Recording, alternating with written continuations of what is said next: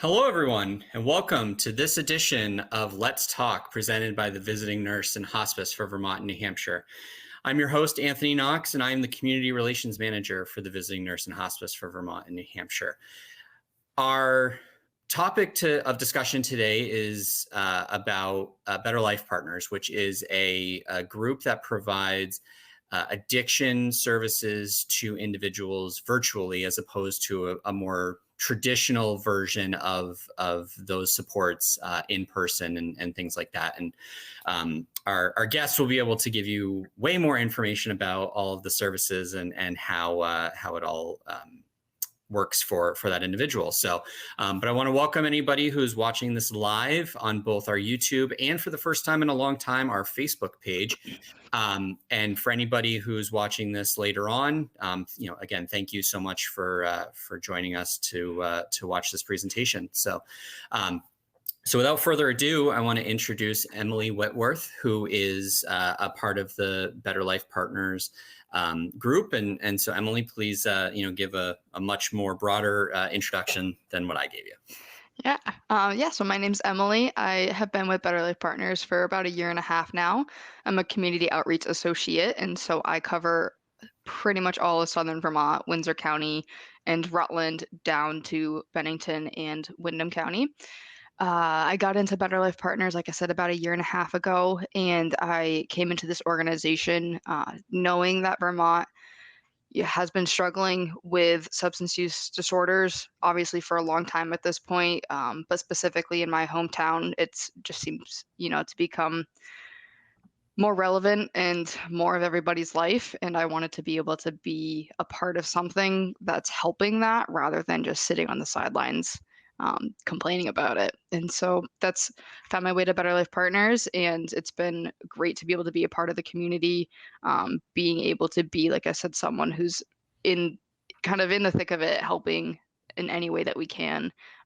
It's been a great organization to be a part of, and the things that we've been able to do and connect with as far as community partners and even our members, it's been really great so far. Awesome. And I think before we jump into the presentation that you have, Emily, can you just talk a little bit about, some of the, I guess, quote unquote, more traditional addiction services agencies that you guys work with, that maybe our viewers may be a little more familiar with than, Better Life Partners? Right. So I think something probably most people are familiar with, specifically in Vermont, are turning point centers. They're the recovery centers. I think every county in Vermont has one at this point. If not, it's most of the counties. And they're really great organizations that people can go into and have community supports. They can get recovery coaching. They can attend group meetings. It could be AA, NA, or even just a more mellowed out meeting where, people just talk about similarities, things that they're going through. And they're probably one of our closest community partnerships of just being able to, like I said, be in the community with them and kind of build that trust and relationship. We're also partnered with Vermont Cares and the AIDS projects in Vermont. So we're in Barre, Rutland, St. Johnsbury, Brattleboro, and then they have mobile services in Bennington where people are able to get, they're very much so a harm reduction model like ourselves. So people are able to get new syringes, or even just, we call them like the little first aid kits, harm reduction kits, supplies, or being able to turn in syringes that have already been used. So hopefully that they're not, out on the street or like in unsafe places where people may step on them, or just, having them around on the ground. So we've been able to partner with them, which has been really great. So those are the kind of our two community-based things. We also, have worked with hospitals just to get in with, it's called RAM, Rapid Access to Medicated Assisted Treatment. And so being able to go into the hospital where the recovery coaches typically are, and having our services be told to the nurses and doctors, who then can convey that to the people who are coming in looking for treatment, is also a really great aspect of that as well. Awesome. All right, so I'm going to bring up your presentation and let's dive right in. All right. All right. So the mission of Better Life Partners, we've had this since the start. As we continue to grow, we've kind of added to it, changed it around a little bit, but it's always stayed the same. That it's very member centric, and we've kind of rallied around belonging, love, and purpose as what we want our program to be about. We want to make sure everyone we know and everyone we're helping or working with knows that they have something that they can rely on, that they know is a reliable source of a resource, but also reliable in the sense that, like, if they need something, they can call us and we're going to be there to help. We also very much so on the love aspect. It's a community, and that's what helps people in every way, sense, and form strive in life, is having a strong sense of community. So we strive to be that for our members. And obviously, with the purpose, like, we want to give people a reason to be doing something every day. And if we can help support that in any way, that's a positive. As I mentioned, we are a harm reduction based organization, meaning that we are not punitive. And so that varies a lot from other organizations, or the more traditional sense of organizations. When you get into, maybe you miss an appointment, or if you have a drug screening and it comes back with something with, opiates in it, or maybe you don't have your Suboxone or Bup in it, sometimes there are, I guess, like, things that come up that maybe you have to go to another meeting now, or you have to go to two more meetings that week, or maybe your script gets held until you can do something. Um, that's not how we work with our organization, because we understand that life comes up and things happen. So while you do maybe have to attend a makeup meeting, it's not in a harmful of like, oh no, you didn't show to group, you have to do this. It's just to keep you on track with your script, so that way you can continue to pick it up when you're supposed to, on that weekly basis. Um, and within that, like we mentioned too, the community-based programs that we've been partnering with, we've been able to expand our program and start looking at places to have, in-person meetings in the future. But we want to very much so do it in a sense that we're not creating our own building that has Better Life Partners on the side of it. Once those meetings start in person, we're going to be in those community establishments that have already been there and already have the trust, and they have the people going there. So like the Turning Point centers, like the Vermont Cares buildings, we don't want to like set up shop, so to speak, and have people come to us. We want to meet people where they're at and where they're already utilizing services. Um, So, yeah. so for Better Life Partners, and I'm sure you're going to go a little more in depth with this, but so you guys are strictly a virtual presence for individuals seeking addiction services, with as we're starting to come more and more out of the pandemic and things like that, starting to provide the opportunity to have in-person meetings, or whatever types of services are needed for those individuals. Yeah, so we're kind of in like an in-between stage right now. All of our group meetings with our opioid use disorder program are virtual. They're online, they're through Zoom. Those are the meetings that, 95% of our members are going to every week. Those are still all online, and they're all for pretty much all of Better Life Partners in all of our states. But specifically Vermont, we are still 100% online in that aspect. We do have another program I'll touch on called the Flex program, which does have in-person aspects, but it's not required. That's where, with the Vermont Cares and AIDS project, people are able to go on site to those locations and meet with a recovery coach or one of our nurses there. So that's something where there is in-person access, but it's not mandatory. Gotcha. And as we continue to come out of this pandemic and as we continue to grow, we'll also expand into in-person groups with, like I said, within those community partnerships such as the Turning Points. But that's also something very much so based on our members. Our members love the fact that it is virtual, that they're not having to go, potentially drive an hour into town if they're living in the more rural areas. Because that's, if you're driving 45 minutes to town to sit in a meeting for an hour, go pick up your script after at the pharmacy and then drive back home, that's your whole evening gone. So the fact that we're able to have that in-person care not be mandated at this point is very beneficial both to Better Life Partners as a whole, but especially to our members. Perfect. So with the team-based approach, like I said, that we're very member-centric. If our members are looking for something or asking for something, most of them are very open with what they're needing. They're not afraid to ask because they know that we're able to, I don't want to say we're able to deliver, but we're able to help them find a way. And so we have on our team, we have our medical providers, we have nurses, social workers, recovery coaches, all very much so based around our members. Their needs are what matter more than anything else.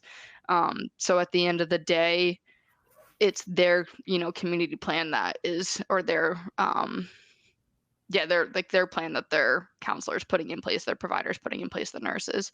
That's what matters most. And so we have treatment goals for each member that get updated regularly as they're attending their groups. Every couple months, those get reassessed to make sure that our members are not just kind of floating through groups and just kind of doing the bare minimum. We want to make sure that while they're going to groups and they're having these conversations, that they're also continuing to grow throughout their recovery. And so it's really cool that while they see a counselor every week, they see a provider once a month within the meetings. And then if they ever need it, they can call in and see a counselor provider in immediate, like on demand. But they know that they have a team of people there behind them at any point. Awesome.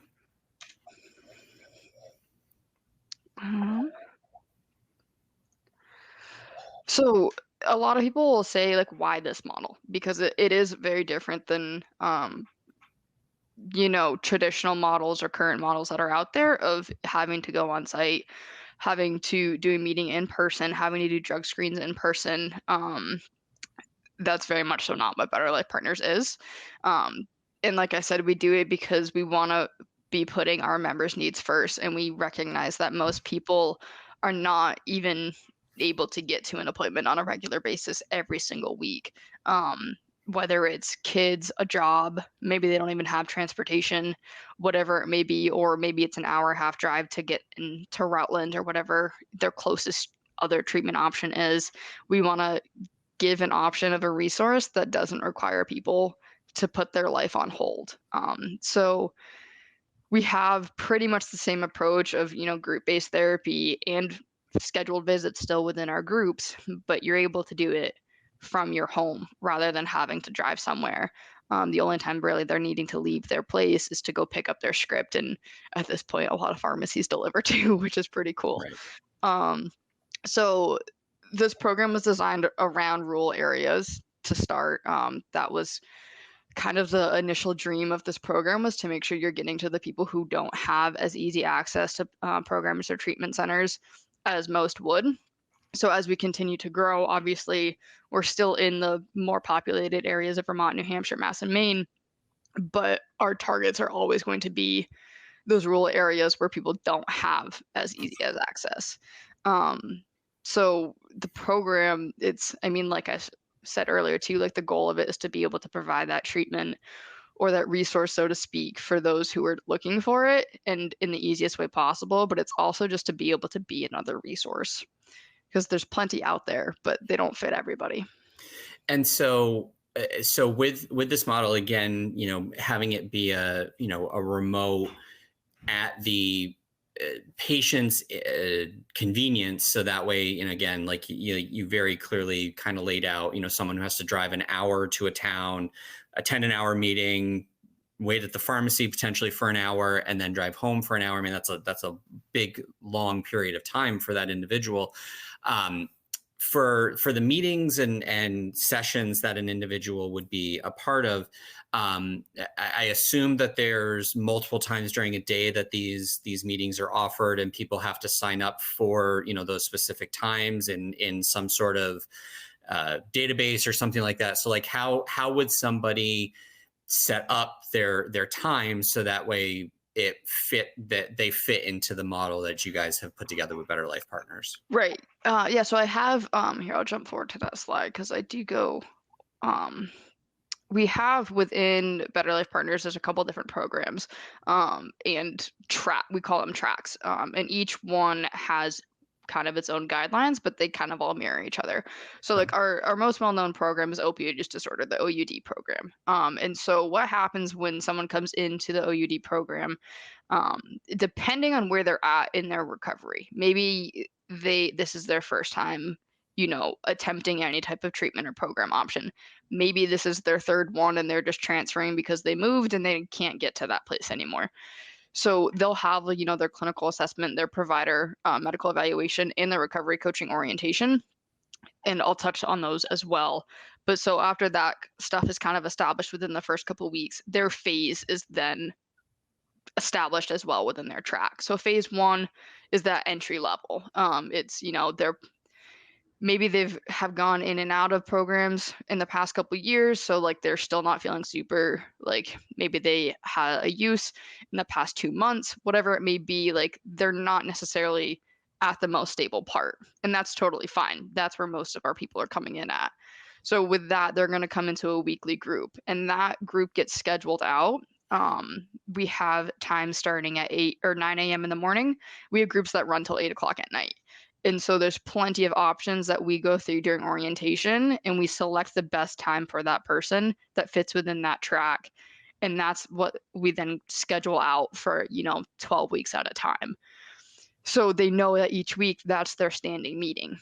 If they miss a meeting, life, like I said, life happens. We understand that there are makeup groups every single day. We typically run 2 to 3 groups a day for makeup meetings. And so that's on top of those regular standing ones. So if someone, misses a meeting Monday because their kid was homesick and they just couldn't get on that day, they can go to a group the next morning, Tuesday, get in their group, do their curriculum for the day or for the week, and then they're back on track for the next week. So we're very understanding of, yes, you're scheduled for this meeting, but we have backups if that can't happen. As people progress, they can then go, the longer they're in recovery or with us and showing that they are having that growth or stability, they can move on to biweekly groups, and that's a biweekly script as well. And then, of course, the phase 3, the longer you're with us, the longer you're in recovery, you can go to a monthly group and a monthly script. So like I said, that mirrors in our alcohol use program as well. The alcohol use program in Vermont is still very new, so we're only at phase 1 just because of the people that we have in it. That's where they're at, but those guys will, eventually progress to phase 2 and phase 3 as well. But so this, we'll jump to this slide, or no, sorry, this one. This kind of talks on that like growth throughout the program as well. Obviously we have a lot of different resources within the program, which is really awesome. That immediate engagement is the intake that we're able to do same day. A lot of programs aren't able to do that because it's in person. You can't necessarily get a provider on site right then and there, or they're already booked out for the day. Because our providers are also all virtual and they're throughout Vermont, New Hampshire, Mass, and Maine, we're able to get someone a provider typically within an hour. If not, it's still that same day. Maybe they call in at 10 in the morning and there's 10 other people calling at the same time. You'll hear back from them by the afternoon. And so we're able to get people into our program within that 24-hour range, which is really important when you have that ambivalence, especially when you're new to the treatment program kind of world. You have that split second moment of, I'm ready. And then you call and you're like, oh, wait, we can't get you in for 2 weeks. That moment's gone. And most people aren't going to be willing to wait 2 weeks. So the fact that we're able to do that immediate intake, get you in with the in-person provider. For some locations, mainly New Hampshire, they're doing some in-person stuff. But if not, it's that virtual provider, like I said. Doing that the same day makes a world of difference for people who are ready to take that step rather than being told they're putting on a waiting list. We also, like I mentioned too, it takes about 3 weeks to get to your group, 3 to 4 weeks, but you're not like just left in the swinging motion within that. We don't just get you in and then leave you for 4 weeks. We get you in, do that initial intake and screening and the medical provider visit, and then we get you in and do our orientation with our recovery coaches. We have recovery coaches in every state at this point. And we go through there, we go, break down the program, what's expected of you, what's expected of us as employees of BLP and people who are serving them, what's expected of, member rights for other people in the program, like HIPAA. We also talk, about the medications we use, if they have any questions, being able to access their team pretty much anytime they need. We go over all of that. That's the second week. The third week, we will do the clinical assessment, and that is like the full biosocial, evaluation to Mhm. establish, okay, you're at this level, you've had these things happen in the past, you have PTSD as well. Like, let's make sure we get you on like the best track as far as treatment goals as possible. So that happens week 3. And then they go into their groups from there into week 4. And so week 4 is when you get scheduled into your standard weekly meetings, and you kind of go from there, and you get, like I mentioned, get reevaluated throughout your time. It's not like they're separate meetings. It's just based off the counselor's observations and conversations with you, our provider's observations and conversations. And of course, too, if you feel like if the member themselves is thinking, like, I think I'm ready to try and do this, maybe that's a conversation they're like, I want to have a one-on-one with the provider next week. We schedule that and then go from there. So that's the engagement aspect of it. Um, and obviously the same day MAT of being able to get into the program without a wait list. And so that was a fantastic explanation of just kind of overall kind of even the how you get brought fully into the system, and all the steps and things like that.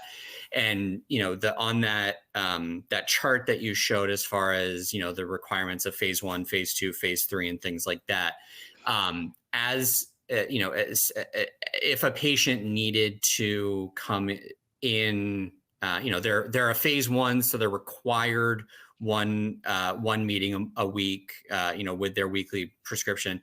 But could that individual do meetings 5 days a week? Be there Monday through Friday, to get that support, or is it more that they are, on phase 1, they would only go to one meeting, and then that if they needed additional support, they would be talking to their counseling coach, or someone on their team. Yeah, I think it more falls kind of in line with that latter aspect of it. It's if they're coming into phase 1 at that point, it's you're gonna get scheduled into that one weekly meeting. If you and the counselor from the get-go realize that you need more support, there is the option for one-on-ones. It's not like established as its own track, since it isn't we for most people, we don't want them having to go that route. We want them in that group setting. Mhm. But for someone coming in, if it's like noticeable both by the member and the counselor from the get-go that like one-on-ones would be more beneficial, we can go that route to start and transition them into groups.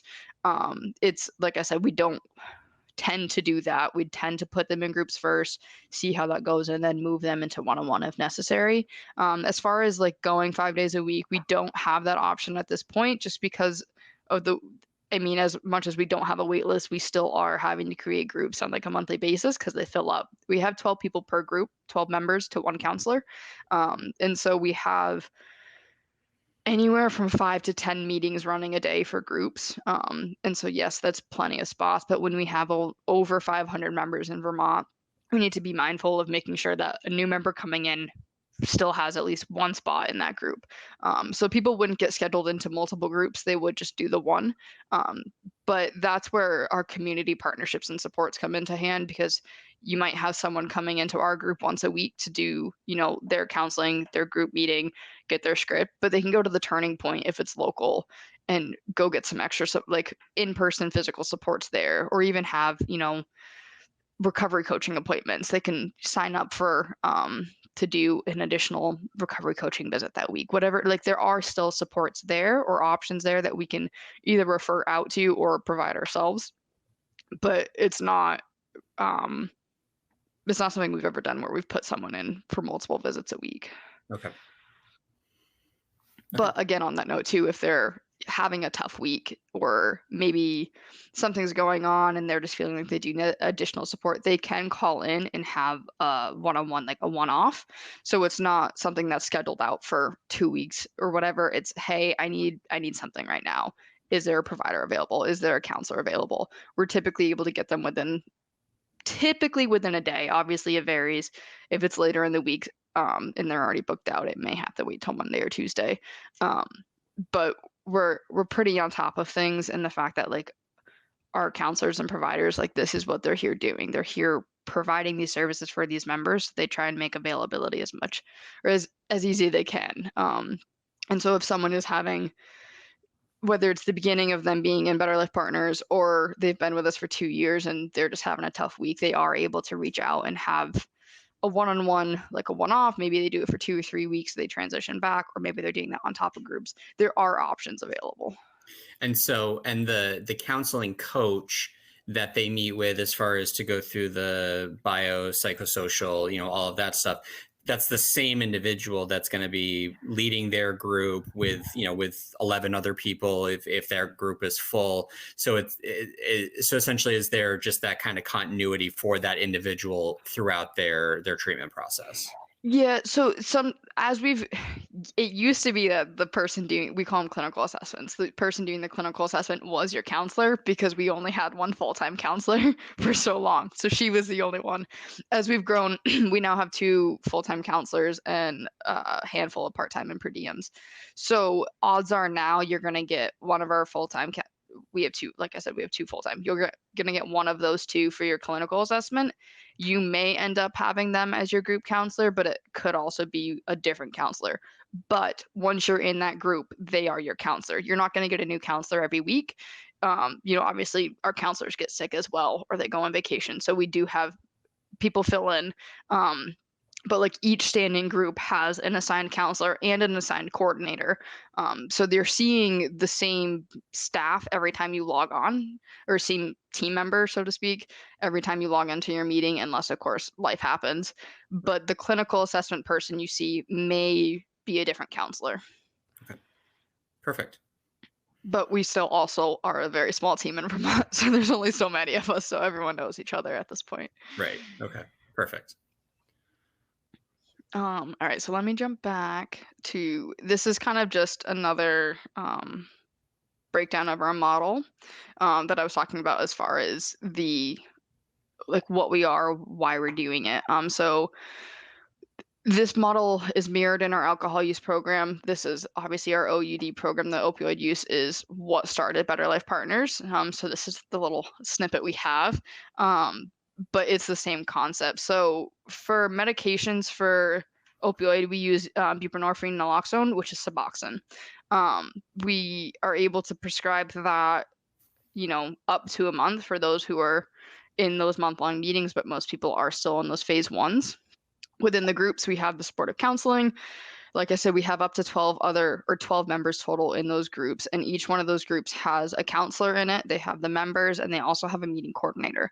The meeting coordinator does turn their audio off during the group, so it's still confidential for all members involved, but their job essentially is to just make sure that everyone's being safe, people aren't driving, people aren't potentially walking, since it is at home, making sure they're appropriate, like they have a shirt on, because you go home, Yep. maybe you like got out of the shower, you're like, oh crap, I got to get on my meeting. Just making sure that everything is to the standard as it would be if you were in person, but of course it is still a little bit more relaxed. So like I said, the coordinator removes himself from the audio during that meeting, but they do watch over, and the counselor is in there at all times. We do have a provider join on a monthly basis. So members are able to check in with them at that point about their dose, if they want to increase, decrease, how things are going. Suboxone is also it's important how you take all medications, obviously, but especially Suboxone, if you're not taking it correctly, it doesn't work the same. And so maybe the member's like, yeah, like I'm feeling like it's not working after like 3 or 4 hours. I'm not sure what's happening. Like it used to be fine. The provider can go over like, well, like maybe try taking it, or like holding it under your tongue, or taking it after you eat, whatever it may be. It's just, they're able to have that open conversation. That helps typically more than just the person asking. And that obviously goes within our whole person care. It's a team-based program, both or community-based program, both within the team that we have from Better Life Partners, but also the members because they're able to bounce questions off each other as well. And then on the opioid or the alcohol use side, the medications we use for that, we have 3 different ones. We have naltrexone, acamprosate, and antabuse. It depends on the person and like what their situation is. If they've been abstinent from alcohol for a little bit, maybe they are not sober in that moment. So that is all assessed during that medical evaluation to figure out what the best medication is for them in that moment. And so we kind of talked about this a little bit. But just to, the maintenance aspect of it, I think is what kind of is the highlight of our program. Again, to drive home, like it's the flexible aspect of it. And so the fact that you don't have to go on site anywhere, you just have to pick up your prescription. But also the fact that we have so many different options for group times is a big aspect. We have the 8 a.m. to 8 p.m. live response, so to speak. So someone is available on the phone during those times, whether it's to do an intake or to, try and schedule a provider or one-on-one visit, or maybe you're realized, oh, like I can't make my 5 p.m. meeting today. Can I get rescheduled for later in the evening or for tomorrow? Maybe even earlier in the day. Someone's available at that point. We have our on-demand provider medical availability, and obviously additional services such as recovery coaching and counselor support. We have it's still pretty new. We've been running since like mid-October now with it, and I'll touch a little bit more on it, but this post-acute medical, social, and mental health really falls into this program we've launched called virtual responsive care. So this is kind of primary care needs met at the most minimal basis, like level. So we're not by any means trying to take away from primary care or be a substitute for that. But a lot of members we're serving don't have a primary care or access to primary care. So this is just something, like if it's a lot more on the mental health side than it is, like wounds.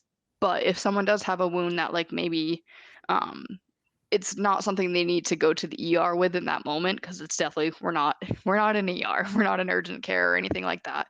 But if they're like, oh yeah, like I've had this, it's kind of bothering me, what should I do? They can get an answer from our virtual responsive care team.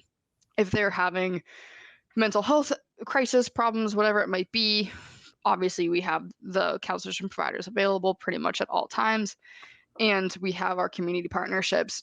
Vermont has a list of like over 400, 500 resources that we can, whether it's housing, to outside counselors if they're wanting additional support in that. So that's all stuff that they're able to get through that or resources they're able to get from the virtual responsive care. And like I said, I'll touch more on that as well. Okay, perfect. And so we kind of talked about this, just to go like kind of through it real quick. The opioid use disorders, like the original program we had to offer, we launched alcohol use in New Hampshire about a year ago as a pilot. It's still growing in Vermont because we just opened it a couple months ago. Both those programs mirror each other. And then we have our Flex program, which it's the lowest low barrier program in pretty much all over at this point, especially New England. It's only in Vermont at this point. It is a grant-based program. And I think this next slide should be more about it. So Flex opened in Vermont earlier this year. It is a grant-based program partnered with the Division of Substance Use of Vermont, the DSU that used to formerly be known as ADAP. They changed their name a couple months ago, so I'm still used to calling them ADAP. This is where our AIDS Projects and Vermont Cares partnership comes into play more so than anywhere else. We have nurses on site in these locations, Vermont Cares and Southern Vermont AIDS Project. We have recovery coaches on site in these locations as well. And of course, the staff of these locations are part of this program. So we have around 60 members. The other day it was 58, today it was 62. It just depends on the contact. But the goal of this program it's amazing. I've fortunately myself have been able to be a part of it, to be a part of the team. And it's been incredible to see it grow. But the goal of it is to reduce overdoses, essentially. We, as Better Life Partners, are already a pretty low barrier program. Not having to go on site, everything's online, you just call it. But this is another level of it because there's no standing meetings, there's no scheduled appointments, there's nothing. You call in on your terms, you pick up your script on your terms as long as you do that call in, and that's it. The goal beyond that, obviously, is to get someone more stabilized, get them working towards, you know, a point in their life where they feel comfortable joining groups and engage on a more regular and like standardized basis, so to speak, and transition into the OUD program. But this is the starting point of that. Not everyone fits into this model. This is definitely geared towards people who are homeless, people who, maybe are living within the homeless shelters, and they or even like they have long-term housing within the shelters, but it's not like they own a house. Or maybe they don't have jobs, so they don't have insurance, whatever it may be. This is what this program is built around. We've had people in our OUD program who show up 1 week and then we don't hear from them for 3 weeks. And then they show up 1 week and then we don't hear from them for 3 weeks because that's life. They don't have a phone. Maybe their phone got stolen or they're not living where they were. And so like they can't even get anywhere near the pharmacy to pick up their script. This program allows for them to be able to call in on their terms. And if their life is a little bit chaotic in that moment, it's okay. We'll help them out as best as we can, but it's for them to be able to do. So the way the program works, like in a nutshell, is very similar to OUD, but it just doesn't have as much of those like the strictness to it, even though the OUD program isn't super strict. But they call in every 7 days. They speak to either a nurse, recovery coach, medical provider, or a counselor. They have a check-in with that person, with the team member, and then their RX gets written for that week. It's only for a week. So for them to be able to get that next script, they have to be able to call in again.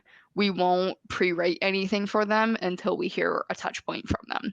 So we can't, within the OUD program, as people become more consistent, if they miss a group, because those makeup groups are available, we're able to not necessarily send the script right away, but make it so like, okay, as soon as they attend that group, they can go get it. So there's no waiting period. With this program, like nothing is pre-written. We don't get anything set up for them until they call in, and then they have to wait for the pharmacy to, fill that script. And so there is that sense of accountability there because unless they call us, then they're not going to get anything out of it. We do send, daily reminders of like, oh, not daily, weekly. Hey, like, your script runs out tomorrow. Just make sure you call back in. But we don't like chase them down to be like, hey, you missed your meeting today. Like, would you like to reschedule? Which we do in the OUD program.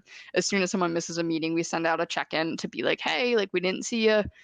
Everything okay? Like, can we get you rescheduled?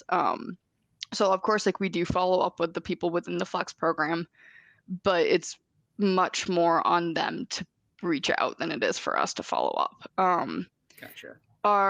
Like I said, we have our nurses, we have recovery coaches and medical providers on that team, which is really great.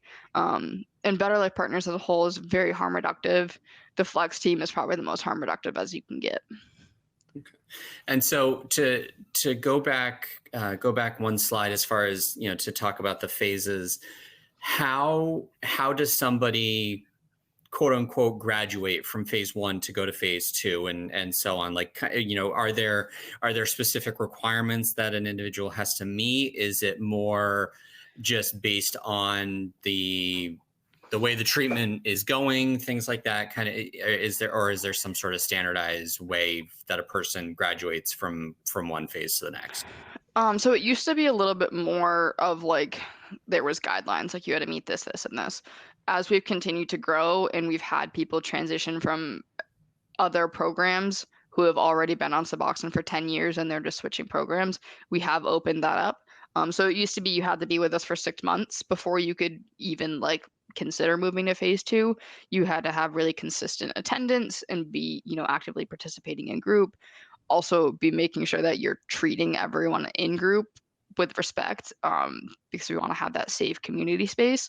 Now it's a little bit more, I don't want to say case by case because there obviously are like still the guidelines, but if someone, like I said, has been on Suboxone for 10 years, they're transferring in. they've been going to groups, or we can see in their, the VMS that they pick up their script every single week and they've been good. Or like they've already been prescribing from their previous provider a month-long script for the past 3 years. We're not going to have to bump them back down to phase one because that's not beneficial for them. It's probably going to set them back. So in that case, we'll probably bump them right to phase two or phase three Gotcha. as they come into the program. If someone, like I said, is not at that point in their life, we're going to keep them in phase one as they continue to show up in group, as they continue to show growth in working on their goals, and that they, like I said, are being active and respectful within group. That's something like they could potentially move to phase two within 2 months because it's like that they just needed that extra boost. It could be a year before they get to phase two. It definitely depends on the person, but Mhm. it's a decision that's made between the counselor, the medical provider, and the member themselves. It's not something where, the counselor is like, oh yeah, like I don't think you're ready, so I'm not sending you. It's addressed in every group when we open our, so I have helped coordinate meetings when we open our group. The counselor and the provider, like when they meet on that monthly basis, go through every member, look at their previous notes, their check-ins, be like, oh hey, like this guy's been, he hasn't reported use in 8 months, he's been showing up to every meeting, he got his job back, he did this and this, like maybe it's time we offer that to him. And then the member's like, nope, I don't want to because I want to stay in phase one. I like my group. I like coming weekly. It's what I need. Great. Or the member's like, yeah, I'm ready for that. Like, I'm ready to move on, um, or keep moving on. That's that conversation that's had. And so it's like I said, it's not necessarily case by case guidelines, but it's case by case per member of what's the best option for them. And that's, again, a conversation that's had on that team based approach. And so, and then I guess my other question, as far as with the phases and how it works. So you brought up an example of an individual who the weekly meetings are working, the group that he's in, or he or she is in, is working, everything like that. But maybe getting to a pharmacy every other week is easier for them. So is there the possibility of hybrid phases where like you're still going to weekly group meetings, but you're getting your prescription every other week? I don't know, honestly. That's something, I'm sure that question has come up between members and counselors. So there could be an actual answer to that, but I'm not sure how that would work. I would think there would be a way to figure that out. Um, but I know, like for instance, we have one gentleman, he's been with us for about a year and a half now, and he absolutely, like, his group that he's had, it's not an all guys group, but there's like a large number of guys in it, and they kind of all have a very similar background, and they really enjoy just being in that group together. So they kind of have all like outright said, like, we're not moving on to phase two until we all move on to phase two Wow. because they want to stick together. And so even like with that, they're like, yeah, like we'd love to go to phase two, but we don't want to lose each other because they're each other's support system at this point. Um, so I'm like wondering, like, is there, so to answer your question, I don't know that there is a way to do that, but it makes me think that there probably is something that is available and it's just not like utilized. Okay. If that No, answers, doesn't yeah, no, answer your question, that's but perfect. it I mean, does. just in the way that you're describing it and things like that, I mean, my gut would tell me that there are probably those situations, because as you've also stated, it's a case by case basis of Mhm. that individual and things like Right. that. Although that's really cool to hear that there's literally a group that wants to do this all together, Mhm. and achieve these different phases and things like that. So that's also really cool, and kind Yeah. of helps. I assume helps with the treatment process for all of the individuals in that group. Yeah, for sure. It's been really, I'm lucky enough to, be able to coordinate some of those meetings and do the recovery coaching side as well, and to be able to see the growth of the members. As much as I love doing outreach, and doing, meetings or being on the street hanging flyers, my favorite aspect of this role is being able to see the growth of the members that we do have currently. Seeing, I always like to tell sorry, I'm gonna go off track a little bit.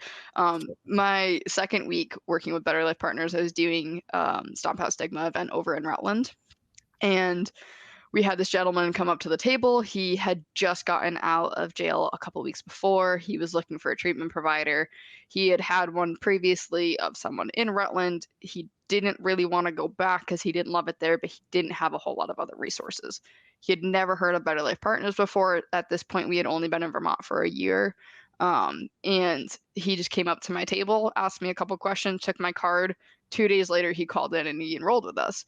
And I've seen him throughout, it's now been a year and a half of his growth, of, seeing him come into meetings. I don't even think he remembers me from that fair because, there was 100 people at that event, and I'm sure he doesn't remember my name of the person who gave him the card. But it's like I said, that's my favorite aspect, just being able to see the growth, but also the setbacks, because that's part of recovery. And I think that's what's really cool about Better Life Partners is that we recognize that recovery is not perfect. Recovery is different for everybody, and you are going to have setbacks, as everybody does. But it's how you react to them and how you move on from them that matters. And I think that's what Better Life Partners embraces, which a lot of programs, I don't want to say that they don't do it, but it's not necessarily as much of a aspect of the program as it is for us. Gotcha. Perfect. Yeah. So I mentioned drug screening a little bit. Let me pull that one up now. We in Vermont have not had drug screening up until 3 months ago, because we opened pretty much in the height of the pandemic in Vermont, which is also part of the reason why we are completely virtual. We didn't have any other option when we opened up, and we just then found that people really appreciate what we have in this virtual care setting. But because of COVID and everything that's been going on in the world, we didn't have any type of in-person treatment options at all. And so doing urine drug screens was not an option. Because of state regulations, company regulations, everything else, within the world, we need to be able to make sure that we're following those regulations. We are implementing them again, but they're oral swabs now. So it's really cool because, this is a cool part of the project I'm working on. They get mailed to you from Dominion. They're the lab that we're working with, which is actually based right in Vermont. They get mailed from Dominion. It's got our member's name on it. They do the oral swab at home. Sorry, my computer's dying. We do the oral swab at home. They put it back in the mail and they drop it off, and it gets sent back to the lab. The lab sends the results for us. So it's like completely painless. You don't have to go you got to go to the post office, but you could even just put it back in your mailbox and flip the flag up. But so it's like the most painless process for drug screening that you can get. We have like a non-punitive aspect or non-punitive look at this. We're not looking for drugs in the screens. We're looking for Suboxone. So just to make sure, we want to make sure the people that we're prescribing Suboxone to, that they're taking it. You're not going to get kicked out of the program if it's not, but there will be a conversation, like, hey, you're coming to group every week, you're getting a script every week. Why is this not showing up in our system or, in the screening? Maybe it was a faulty screen. Maybe something else is going on, and the counselor and the medical provider will have that conversation with that member. But it's just something that it's really cool that we're able to introduce this again and not have people be afraid of it. A lot of times you think of drug screens, maybe you think of probation and parole, or, like going in there and having to take the urine screen right there with someone in there with you. That's not what we're doing. It's like I said, it's just to make sure that the prescriptions that we're handing out, that they're being utilized the way that they're supposed to be, for everyone's safety. But so it's cool that we've introduced this. And it's also really cool that our members are actually pretty receptive of it, because it's not a daunting thing of like, I need to go pee in a cup, because no one wants to do that, right? It's something like, it's just doing like an ancestry DNA kit. You put it under your tongue, you swirl it around, stick it back in, and send it out in the mail. So yeah, and like I said, we started that in Vermont about 3 months ago in 2 of our groups, in our phase 2 and phase 3 groups, and then by Q1 of 2023, it'll be Vermont, like statewide, in all of our groups. Excellent. Yeah, that's really that's really cool. And again, I mean, I think you nailed it as far as there's just that stigma of peeing in a cup, no matter what it is that you're peeing in a cup for. It's just uncomfortable. It's weird. It's things like that. Versus especially now going through COVID and things like that, people are much more comfortable with doing a swab, and dropping it into a tube or whatever it is, and sending it back out, or doing what needs to happen, and things like that. So I mean, that's a far, while peeing in a cup is not necessarily invasive, it feels far less invasive Hmm. swabbing than Yeah, it's much more humanizing, so to speak, of like, it's not just a certain percent of the population that's having to do this now. Everyone at this point in life is doing some type of like right. swab, like I said, whether it's a DNA kit or like maybe it's a strep throat test. Like Yeah. it's something that there's no stigma attached to it at that point. Right. Yeah, so and this next slide is the virtual responsive care. Touched on it a little bit in that kind of breakdown slide or earlier. This is a program we just launched in October. It's has weekend hours, which is really cool. And again, it's not a primary care, but it mimics it in some ways in like a um, low scale way, I guess, so to speak. It's there to just be another resource. We don't want to take people and be like, oh yeah, you don't need to go to your primary care now because you have us. No, this is more so like, okay, like you've had this cough for a little bit. Maybe it's something like, yeah, there's a lot of viral stuff going on. We now recommend that you go see your primary care to get put on like a steroid antibiotic or something. We aren't prescribing out of this. We still are only prescribing Suboxone and the alcohol use medications. Hmm. And so it's like, you're not going to be able to come in and be like, oh, I need a steroid for this. You're not going to get it. But you can get that consult to then have that further direction of, okay, you should go see the ER because this is, something that you probably should have taken care of. Or no, like make a primary care appointment, but like if they can't get you in for 2 to 3 weeks, you're like it'll be okay. We also definitely have the mental health side. That's the bigger aspect of it, is people calling in needing that extra support and doing those one-on-ones with the providers or counselors. And I think that's a good chunk of how the program is being utilized, which I don't think we really saw happening. We saw more of the primary care side of it coming through, but in response of like what the members have needed and requested so far, it's definitely been more mental health. um it's super easy. So like the way our program works in every aspect is if you need something, you call or text our central line number, which is, I'll have that at the end.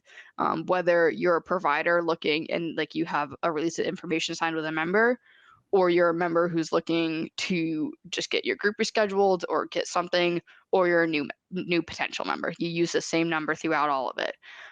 And so you call our central line, you ask for an appointment with the VRC team. We'll get you scheduled as soon as possible. Our as soon as possible for the responsive care team at this point is 24 to 48 hours. So still a lot quicker than, calling your primary care and probably getting a 2 week, maybe even longer wait list at this point. Because I know I tried a couple weeks ago and it was like a 6 week wait list. Um, but again, it's not a primary care. It's just that extra resource. So we are able to get them in pretty quickly, give them maybe a little bit extra guidance or advice, and then get them on their way from there. Um, of course, too, we do have primary cares that we're aware of in pretty much every county, state, whatever it may be. That's like, okay, like if you don't have a primary care, here's a list of them in your area who are accepting new patients at this point. I'm giving you this for now. Now you need to follow up and, get connected with them. And then we can sign a release of information and we can give them all of this stuff. Um, that's something that's really cool with our program as well, is the release of informations are 100% our members' choice. So that's actually like not in this presentation anywhere.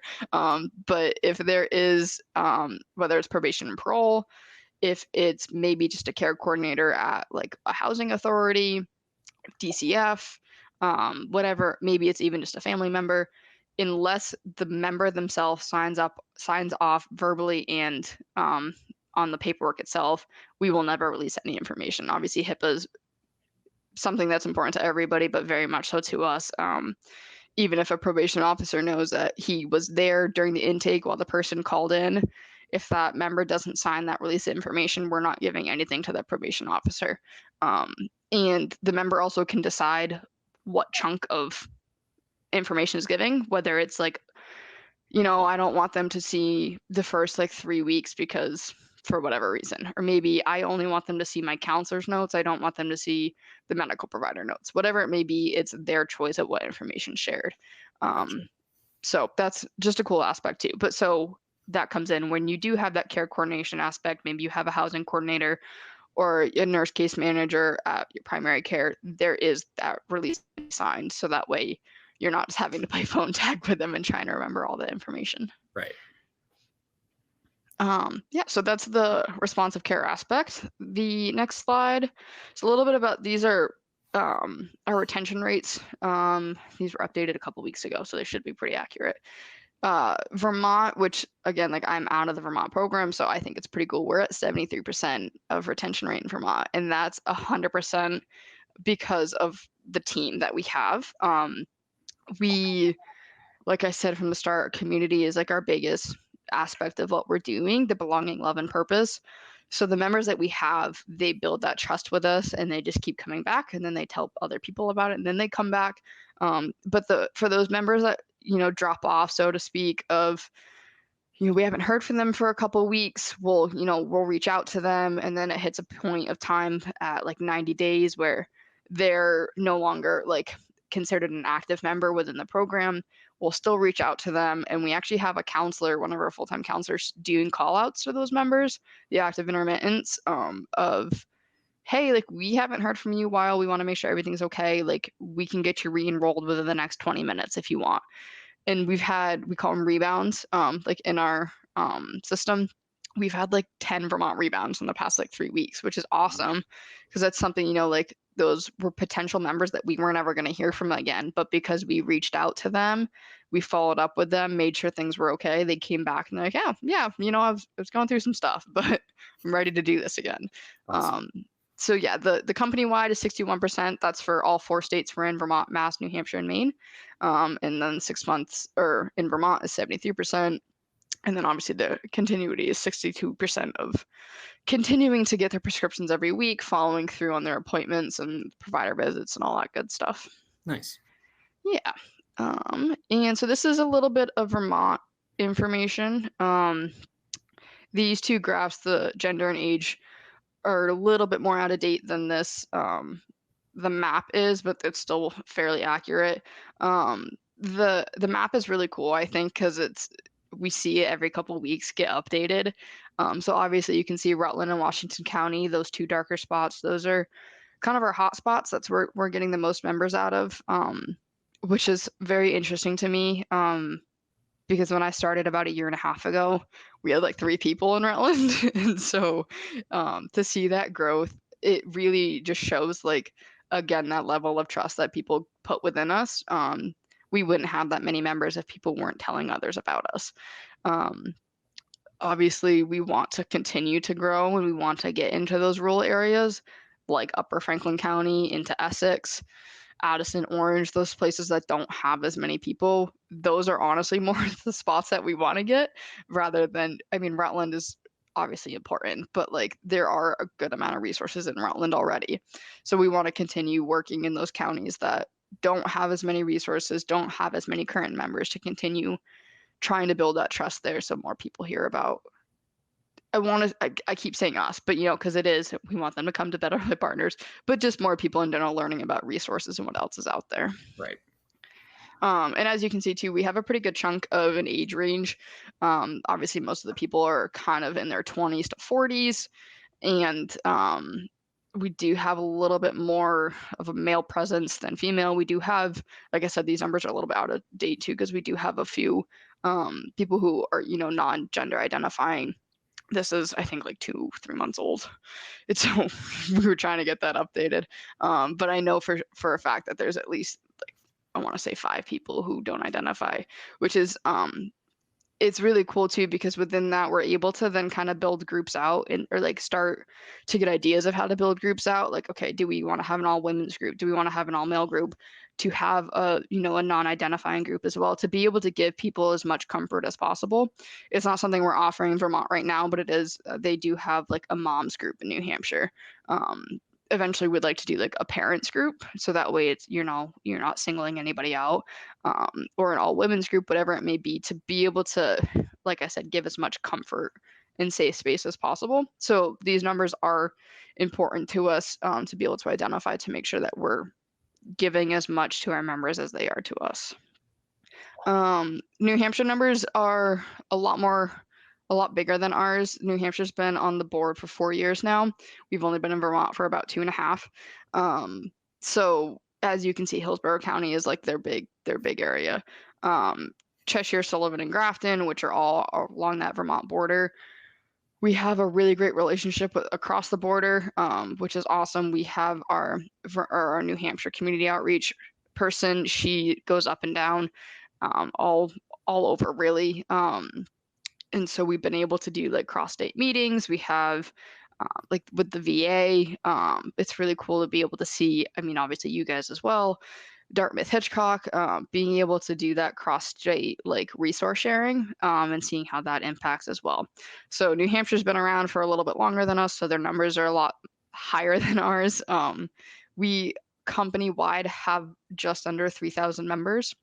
In Vermont, we have about between 550 and 600.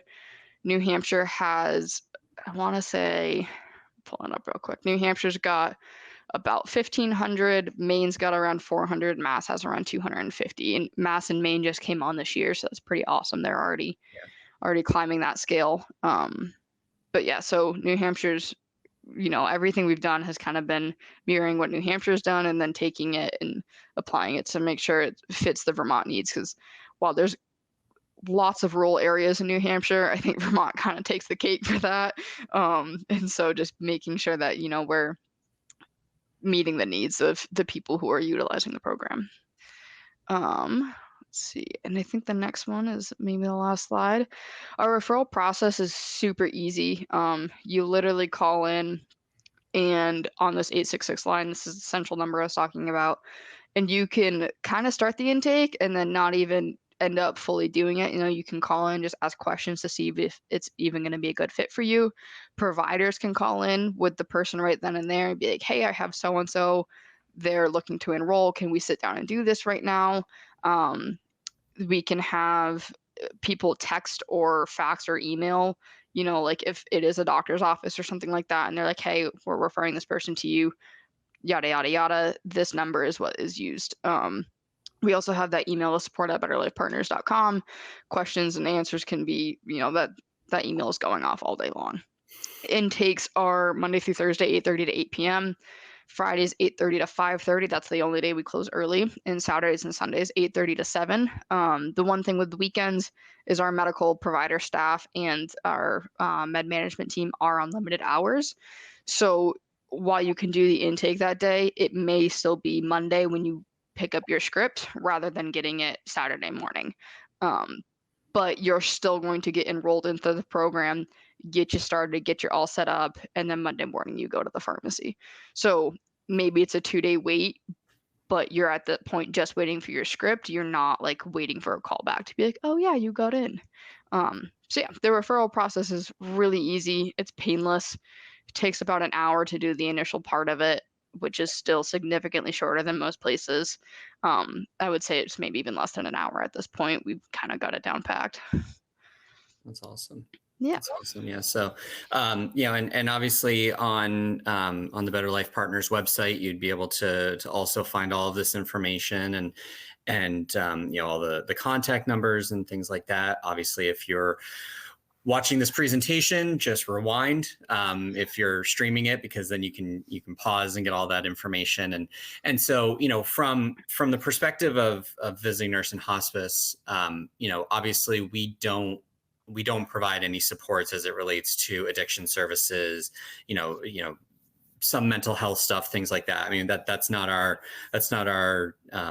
specialty in that relation, and so an organization like Better Life Partners is such a great fit, to partner with visiting nurse and hospice, because we're able to, that well-rounded support that an individual may need, and similarly to how Emily was talking about the consultations that can happen with the medical providers saying, yeah, maybe it's time you go to the doctor's office, and get X, Y, and Z and things like that. Their medical providers could also do a referral to visiting nurse in the event that you needed supports at home. It's again, it just a medical provider needs to be the one to send in a referral for those in-home supports. So even from you are receiving supports for the addiction and things like that, but maybe the medical provider is like, maybe you could use some PT in your home or something like that. There's that ability, and vice versa from our perspective, in the event that we're in your home, we're providing the medical care that you need, but we also then realize or sense, or you ask about addiction services and things like that, we're able to send you the way of Emily and her team to be able to get that process rolling. So and all of these services are in your home. You're able to be comfortable, to receive the support that you need in an environment that works for you. And so that's the beauty of Better Life Partners and the VNH in that respect. Yeah, I think both programs, they differ from a lot of traditional settings. I think that's as we continue to move forward. We're almost in 2023. Right. That's the route we're taking, so we're kind of ahead of the game in that aspect.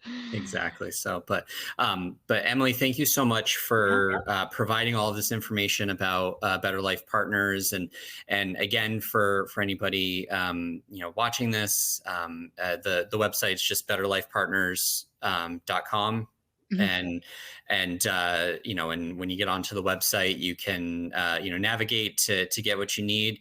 But I think the last time I checked out the website, the referral number that Emily had on that last slide was right at the top of the website. So it's very, very easy. And if you don't feel like scrolling through the whole website, just pick up the phone and call. So and be able to start that whole process. So again, thank you, Emily, for being a part of this, and for again those watching live and anybody streaming it. We'll be back soon with another presentation from the Let's Talk series. All right. Thanks so much for having us.